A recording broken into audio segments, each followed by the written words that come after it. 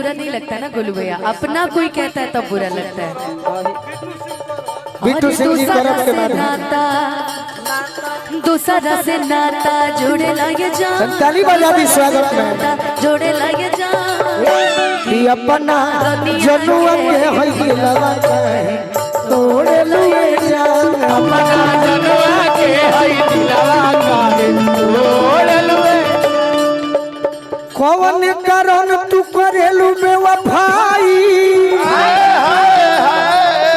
पूछला पर झूठो सचो देवेलू सफाई, पूछला पर झूठो सचो देवेलू सफाई, पूछला पर झूठो सचो देवेलू सफाई। सही में हम ना जननी का सूरजवा अतना बदल जइबुए हो हर जाई, सोचला पर लगेला करे जब फटी जाई, सोचला पर लगेला करे जब फटी जाई, सोचला पर लगेला करे जब फटी जाई। अरे दोसरा के ओढ़नी ओढ़ेलुए जा, अपना जनुआ के होई दिलवा के तोड़ेलुए जा।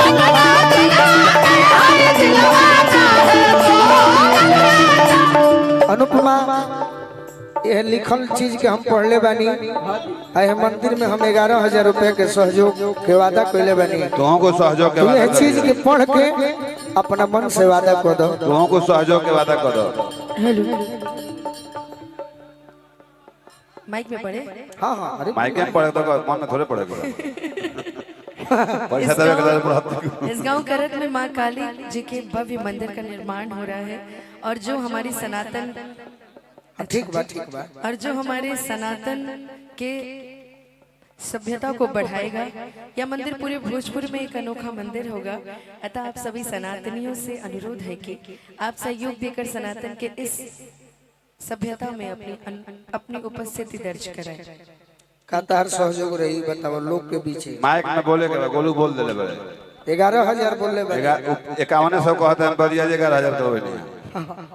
तू हमरा से बढ़ के कही बड़ बाड़ू तो भाई कम से कम 20 बाबा के मुंह करबे अथी लेखा इतना कह सकत है कि जौन भी हमरा से हो सके हम जरूर सहयोग करब। हमार राशि बता के सहयोग ना होई, हम पैसा बता के ना देले, हम पैसा 1100 तो ना दे, जितना माई हमके देले बड़ी भतुआ दान लखा चुपे दान कर रउआ खान बता के हम एहसान ना बताई, हम बतौले नहीं की, हम सहयोग करब। और ई सहयोग हमरा आ मंदिर के जो भी सदस्य लोग से हाला करे तो कि भाई बताओ का भैया केहू के कहला से थोड़ी होई। जौन भी होखी हम गोपनीय रखब अपन सहयोग, और हमरा मंदिर के कमेटी की तरफ से हमरा तरफ से रही और गोपनीय रही, आज ना जौन भी बताए सहयोग हैं, रही। लेकिन आए बे कमेटी बतावे ला मंच पर एक जगह बिल्कुल वो दीदार खोली कि ना खोली एकदम जरूर। जान गनी 10 बोरा सीमेंट से बेसी ना दी, कितना से 10 बोरा सीमेंट से बेसी ना दी। एगो बात बताइए, कहीं सहयोग के बात सबसे ज्यादा सहयोग हम ही करी कलाकार में, बता दे काहे बताई हमार नाम मन बाबा। अच्छा सीमेंट के बाद कुछ छोड़ के टी बढ़ा दिए। अच्छा तो अपना जनुआ के होई दिलवा काहे तोड़ेलुए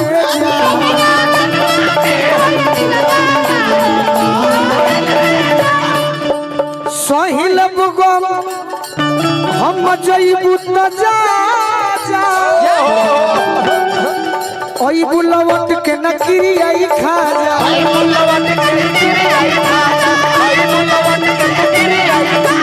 तोहर के यार तो 1000 मिल जाई है, दगा कइले बड़ा तू तो हमसे गोलू राजा, जिंदगी में फिर रही है गोलू राजा, जिंदगी में फिर रही है गोलू राजा। अरे के करा करना अरे छोड़े लुए जा, छोटे बाबा के करनवा ये तो बाबूजी के सार होता है एकर फूफा है।